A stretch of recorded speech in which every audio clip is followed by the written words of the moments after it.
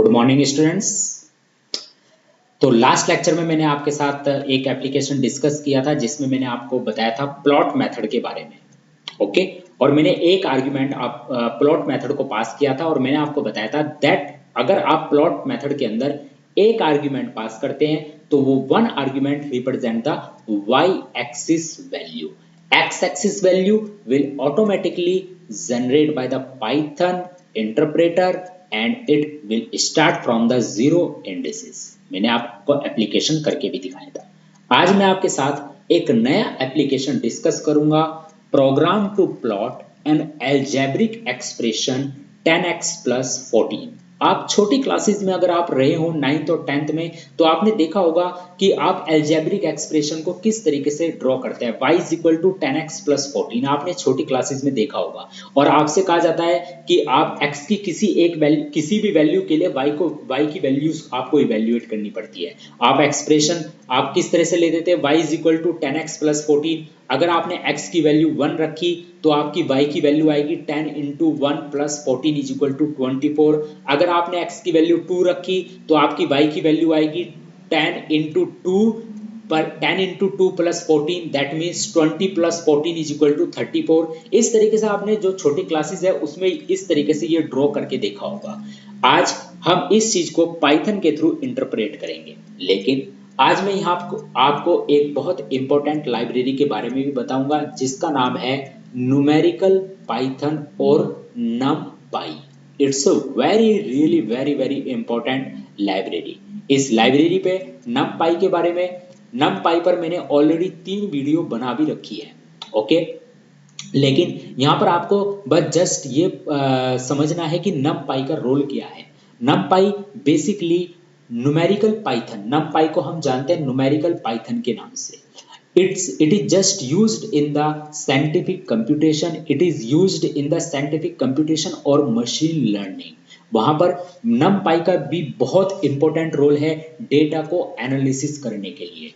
Data को analysis करने के लिए numpy बहुत इंपॉर्टेंट रोल प्ले करती है, इसीलिए आज हम इस लाइब्रेरी को भी यहाँ पर यूज करेंगे। ठीक है, बेसिकली इस लाइब्रेरी का यूज करके हम अपने एक्स कोऑर्डिनेट की वैल्यू को स्पेसिफाई करेंगे इस लाइब्रेरी का यूज करके।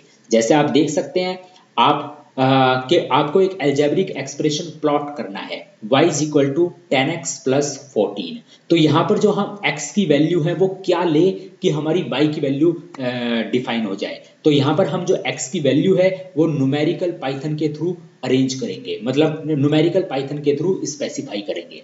लेकिन जैसे आपके पास मैटप्लॉटलिब एक लाइब्रेरी है, सिमिलरली आपके पास numpy भी एक लाइब्रेरी है। तो सबसे पहले अगर आप numpy की फंक्शनैलिटी को यूज करना चाहते हैं तो आपको सबसे पहले numpy को इंपोर्ट करना होगा।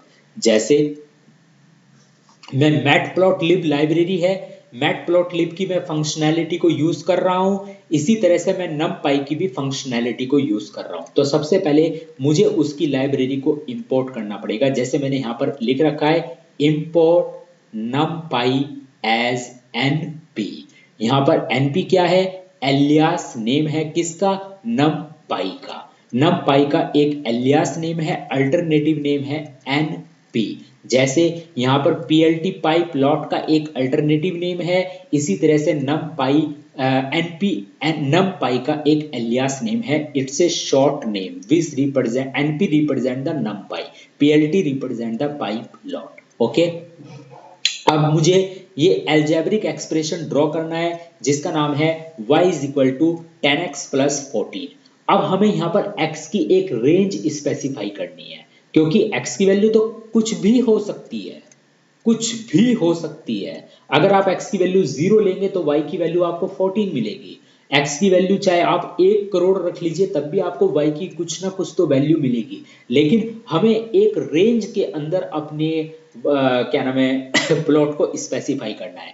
अब अगर आपको रेंज चाहिए तो आपको x एक्सिस की भी रेंज चाहिए, अगर क्योंकि सबसे पहले आप क्या डिफाइन करेंगे, आप डिफाइन करेंगे एक्स एक्सिस की रेंज को कि एक्स एक्सिस के कोऑर्डिनेट क्या हो सकते हैं, तब आपको वाई एक्सिस की वैल्यू मिलेगी। तो सबसे पहले आपको एक्स एक्सिस की रेंज को स्पेसिफाई करना है और यहाँ पर इसीलिए हम एक लाइब्रेरी को यूज करेंगे जिसका नाम है न्यूमेरिकल पाइथन। इसीलिए हमने यहाँ पर इंपोर्ट किया है numpy एज np।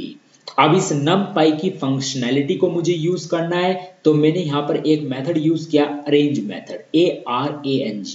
इसके अंदर मैंने पहला आर्ग्यूमेंट पास किया है 1 और दूसरा आर्ग्यूमेंट पास किया है 10। तो ये जो अरेंज मेथड है ये जनरेट करेगा 1 से लेकर 9 तक के नंबर, 1 से लेकर 9 तक के ये नंबर आपके सामने जनरेट करेगा। तो डियर स्टूडेंट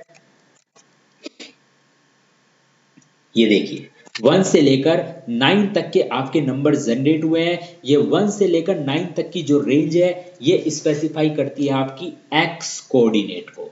x की हर एक वैल्यू के लिए आपको y की वैल्यू मिल रही है। अगर x की वैल्यू 1 है तो y की वैल्यू क्या है, 10 into 1 plus 14 is equal to 24। और आप देख सकते हैं x की वैल्यू 1 है तो y की वैल्यू आपकी 24 है। अगर x की वैल्यू 2 है तो 10 into 2 plus 14 is equal to 34। आप देख सकते हैं जब x की वैल्यू 2 है तो y की वैल्यू 34 है। तो डियर स्टूडेंट सबसे पहले आपको डिफाइन करना पड़ेगा अपनी x की रेंज को। अब आप कह सकते हैं कि सर ये तो हम वैसे भी डिफाइन कर सकते थे, किस तरीके से? आप कह सकते हो सर हम इसको इस तरह से भी लिख सकते थे, x is equal to 1, 2, 3, 4, 5, 6, 7, 8, 9। तो फिर इसको करने की क्या जरूरत पड़ी? डियर स्टूडेंट आप मुझे एक बात बताइए, अगर मान लीजिए आपसे कहा जाता है कि आपको x की रेंज 1 से लेकर 300 तक रखनी है, तो क्या आप x is equal to 1, 2, 3, 4, 5, 6, 7, 8, 9, 10, 11, 12, 13, 14, 15, 16, dash dash dash dash up to 300 तक। आप खुद सोचिए जब मुझे बोलने में इतनी तकलीफ हो रही है तो आपको जब इसको स्पेसिफाई करना होगा तो आपको कितनी टेंशन, आपको कितना मतलब वर्क करना पड़ेगा।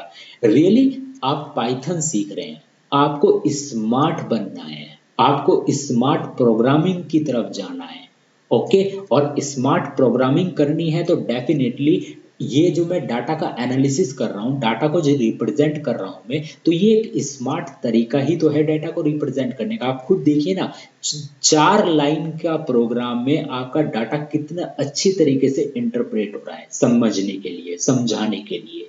तो डियर स्टूडेंट अगर आपको सबसे पहले x की रेंज स्पेसिफाई करनी है, अब x की रेंज स्पेसिफाई करने के लिए मैंने कहा 1 से लेकर 9 तक के नंबर होने चाहिए।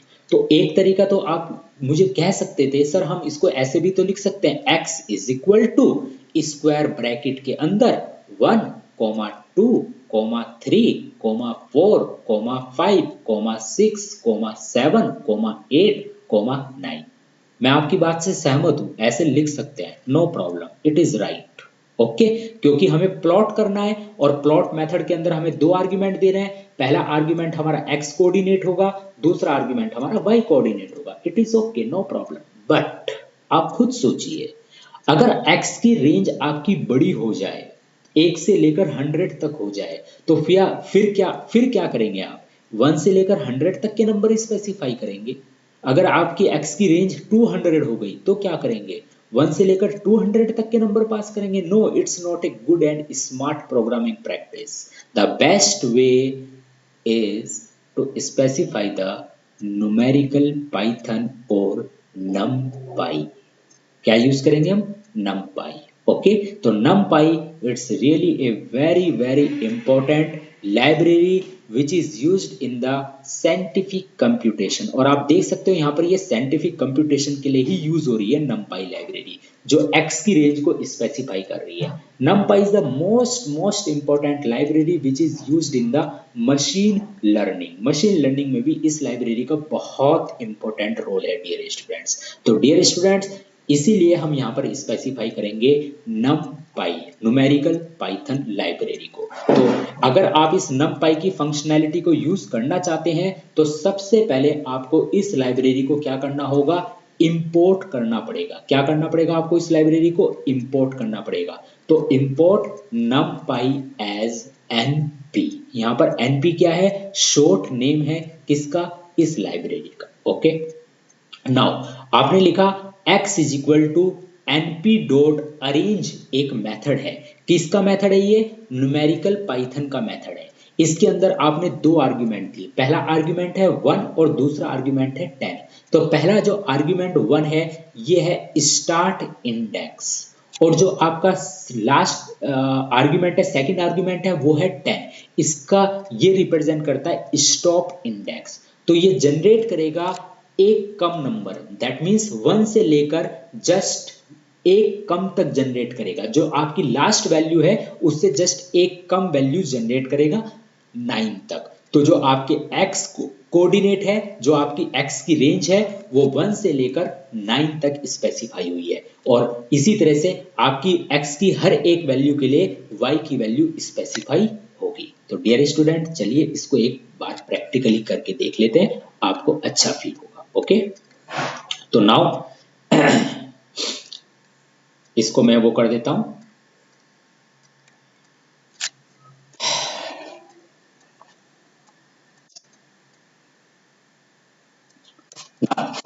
हमारे पास algebraic import numpy as np, import numpy as np.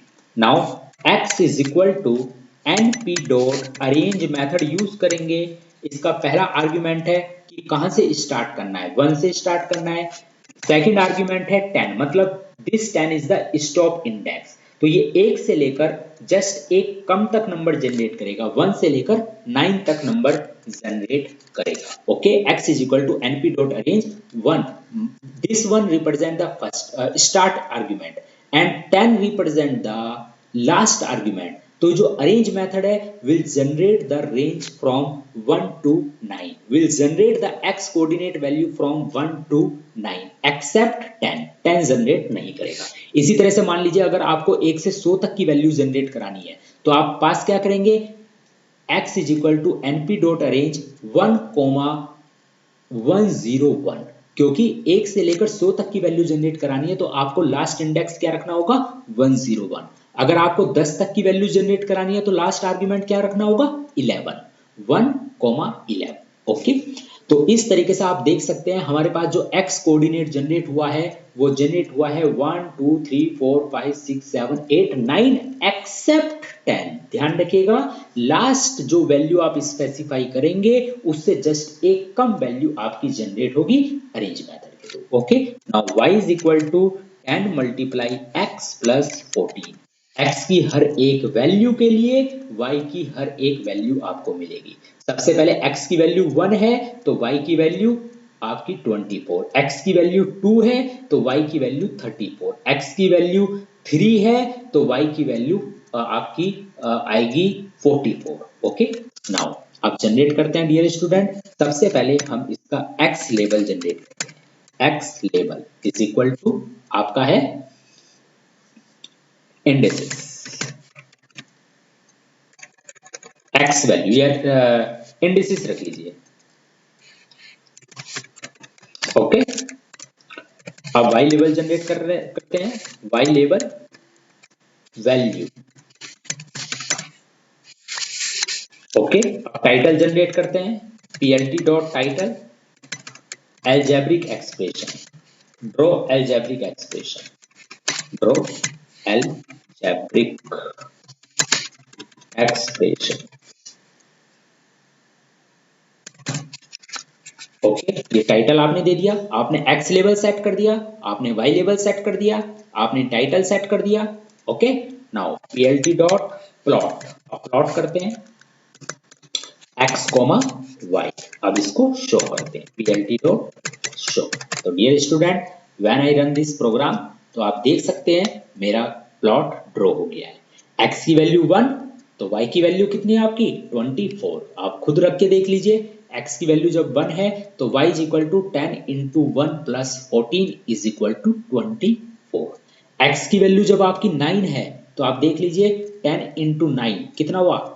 10 into 9 90, 90 plus 14 is equal to 104। तो आप देख लीजिए जब x की वैल्यू 9 है तो y की वैल्यू आपकी 100 से ऊपर 104 जा रही है। तो इस तरीके से आप देख सकते हैं इस एप्लीकेशन में मैंने आपको एक अलजेब्रिक एक्सप्रेशन ड्रॉ करके दिखाया है। जरूरी नहीं है यहाँ पर आप x की रेंज ये लीजिए, आप x की रेंज यहाँ पर कुछ भी ले सकते हैं। जैसे मान लीजिए मैंने x की रेंज यहाँ पर 100 ली, तो अब आप देखेंगे आपका आउटपुट क्या आएगा। तो आप देख सकते हैं जब आपने x की वैल्यू 100 ली तो आपका आउटपुट किस तरह से जनरेट हुआ, 1 से लेकर 100। तो जब आपकी x की वैल्यू 1 है, जब आपकी x की वैल्यू 1 है, ठीक है, अब आप यहां देखिए जब आपकी x की वैल्यू 0 है तो यहां पर वैल्यू ज्यादा ले ली है, एक काम कीजिए 20 ले लीजिए, 20 ले लीजिए, क्योंकि ज्यादा पर फिर वो ड्रॉ तो वैसे ही होगा, ड्रॉ में कोई दिक्कत नहीं है। हाँ, इस तरीके से देखो जनरेट हो रहा है। अब आप खुद देखिए, अब इसमें x की वैल्यू 1 2 3 4 5 6 7 8 9 10 11 12 13 14 15 16 17 18 19। अब आप इतना बड़ा ग्राफ तो ड्रॉ होगा नहीं, तो वो ग्राफ को उसी तरह से अरेंज कर लेगा। तो अभी आप यहाँ पर देखिए जब आपकी x की वैल्यू 1 है, अब आप खुद देखिए सबसे मेरी लाइन कहाँ पर जा रही है, इधर जा रही है। तो जब x की वैल्यू 1 है तो आपकी y की वैल्यू क्या है 24। तो देखिए 25 से जस्ट थोड़ा सा नीचे मेरा ड्रॉ हो रहा है 24। जब x की वैल्यू 2 है, जब x की वैल्यू आपकी 2 है तो कितना आएगा 34, तो 34 आएगा। अब एक काम करते हैं, x की वैल्यू 4 पे 54, x की वैल्यू 5 रखते हैं, 5 पर 64, 6 पर ओके 7 रखते हैं, 7 पर 84, 9 पर आपका 104, 10 रखते हैं, x की वैल्यू 10 रखते हैं। तो देखिए जब मैं x की वैल्यू 10 रखूंगा तो मेरा आउटपुट आएगा 104। तो अब आप देखिए जब मैं x की वैल्यू 10 रखूंगा तो मेरा जो आउटपुट आएगा वो 104 आएगा। दैट मींस y एक्सिस की वैल्यू क्या आएगी 104 आएगी। तो इस तरह से आपको ध्यान रखना है कि किस तरीके से आपको प्लॉटिंग करनी है।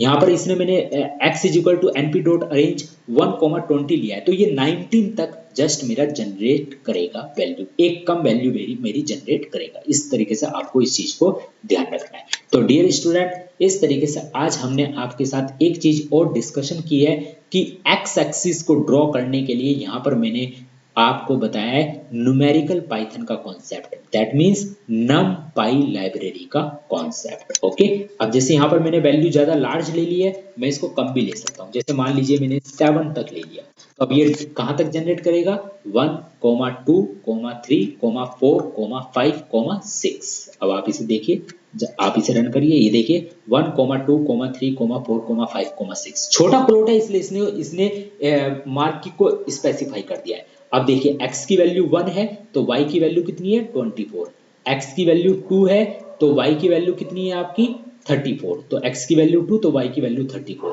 x की वैल्यू जब 6 है तो y की वैल्यू कितनी है 74। तो आप देख सकते हैं x की वैल्यू 6 है तो y की वैल्यू 74। तो इस तरीके से न्यूमेरिकल पाइथन लाइब्रेरी का मैंने यहाँ पर जो यूज किया है वो बेसिकली x की रेंज को स्पेसिफाई करने के लिए किया है। यहाँ पर मैंने जो रेंज स्पेसिफाई करने के लिए मेथड यूज किया है ये अरेंज मेथड का यूज किया है, ARANG, arrange method. This arrange method is a method of the numpy module. किसका मेथड है ये numpy लाइब्रेरी का मेथड है ये। इसीलिए आपको इस लाइब्रेरी को क्या करना पड़ेगा इंपोर्ट करना पड़ेगा, import numpy as np। np एक एलियास नेम है, शॉर्ट नेम है किसका numpy का। अब आप इस numpy की फंक्शनैलिटी को यूज कर सकते हैं। ध्यान रखिएगा, अगर किसी भी लाइब्रेरी की फंक्शनैलिटी को, मेथड्स को आपको यूज करना है तो सबसे पहले उस लाइब्रेरी को आपको अपने एप्लीकेशन में इंपोर्ट करना होगा, जैसे कि हम मैटप्लॉटलिब के केस में कर रहे हैं। तो मैं numpy की फंक्शनैलिटी को यूज करना चाहता हूं तो मुझे numpy लाइब्रेरी को अपने एप्लीकेशन में इंपोर्ट करना होगा। अब मैं इस numpy के फंक्शंस किस मेथड को यूज कर रहा हूं, अरेंज मेथड को यूज कर रहा हूं। और ये अरेंज मेथड क्या क्या स्पेसिफाई कर रहा है? ये बेसिकली एक रेंज को स्पेसिफाई कर रहा है कि x की रेंज कहां से कहां तक होगी। x की रेंज 1 से लेकर 6 तक स्पेसिफाई कर दिया मैंने अरेंज मेथड के अंदर। पहला आर्गुमेंट 1 दिया, दूसरा आर्गुमेंट क्या दिया? 7 दिया। तो ये जनरेट करेगा 1 से लेकर 6 तक की वैल्यू। तो x की वैल्यू 1 से लेकर 6 तक जनरेट होगी और उसी के हिसाब से आपकी y की वैल्यू स्पेसिफाई होगी। x लेवल, y लेवल किस तरीके से ड्रॉ करते हैं, टाइटल किस तरीके से ड्रॉ करते हैं, प्लॉट मेथड यूज करेंगे प्लॉट करने के लिए, और फाइनली शो के थ्रू हम उसको अपने ग्राफ को डिस्प्ले करेंगे। तो डियर स्टूडेंट, आज के इस लेक्चर में मैंने आपको बताया एक अलजेब्रिक एक्सप्रेशन को हम किस तरीके से ड्रॉ करते हैं। आप इस तरह से कोई भी अपना अलजेब्रिक एक्सप्रेशन ले सकते हैं, कोई दिक्कत नहीं है। जैसे मान लीजिए इसी अलजेब्रिक एक्सप्रेशन को मैं चेंज भी कर सकता हूं। मान लीजिए इस अलजेब्रिक एक्सप्रेशन को मैंने लिख लिया 4x + 1, नो प्रॉब्लम। अब मैं इसे रन करूंगा, आप देखिए, अब देखिए मैंने अलजेब्रिक एक्सप्रेशन को चेंज कर दिया। अब आप देखिए x की वैल्यू क्या है? 1। तो जब x की वैल्यू 1 है तो y की वैल्यू क्या होगी? 5। अब मेरा अलजेब्रिक एक्सप्रेशन हो गया 4x + 1। तो अब आप देखिए जब x की वैल्यू 1 है तो y की वैल्यू 5 है। तो अब आप खुद देखिए x की वैल्यू 1 तो y की वैल्यू कितनी है? 5। x की वैल्यू जब 2 है तो y की वैल्यू 9 है। तो अब आप देखिए जब x की वैल्यू 2 है तो y की वैल्यू 9 है। जब x की वैल्यू 3 है तो y की वैल्यू 13 है। जब x की वैल्यू 3 है तो y की वैल्यू 13 है। और जब x की वैल्यू 4 है तो y की वैल्यू 17 है। तो अब आप देखिए x की वैल्यू 4 तो y की वैल्यू 17। अब मैं इसे और चेंज कर सकता हूं।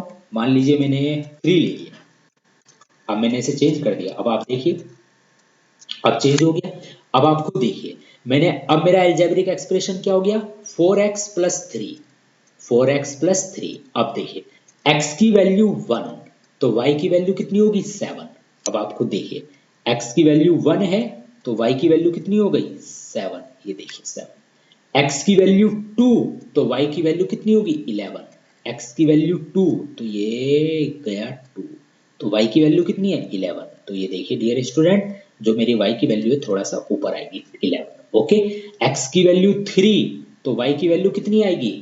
3 × 4 12 + 3 15, तो y की वैल्यू 15 आएगी। तो देखिए जब x की वैल्यू 3 है तो y की वैल्यू कितनी आएगी? 15। तो अब आप देखिए x की वैल्यू 3 तो y की वैल्यू कितनी आएगी? आपकी 15 आ गई है। इस तरीके से आप किसी भी अलजेब्रिक एक्सप्रेशन के लिए ये एप्लीकेशन प्रोग्राम डिजाइन कर सकते हैं। अलजेब्रिक एक्सप्रेशन आपका कुछ भी हो, कॉन्सेप्ट तो आपका वही रहना है। रेंज आपको जो स्पेसिफाई करनी है आप वो करिए, इट डजेंट मैटर। आप जो रेंज स्पेसिफाई करेंगे उसी रेंज के अकॉर्डिंग आपका प्लॉट डिजाइन होगा। तो डियर स्टूडेंट, आज के एप्लीकेशन प्रोग्राम में मुझे आपको ये बहुत इंपॉर्टेंट कॉन्सेप्ट आपके साथ डिस्कस करना था। तो डियर स्टूडेंट, आप फिर अगले लेक्चर में मिलेंगे कुछ नए कॉन्सेप्ट के साथ। Thank you very much and have a nice day.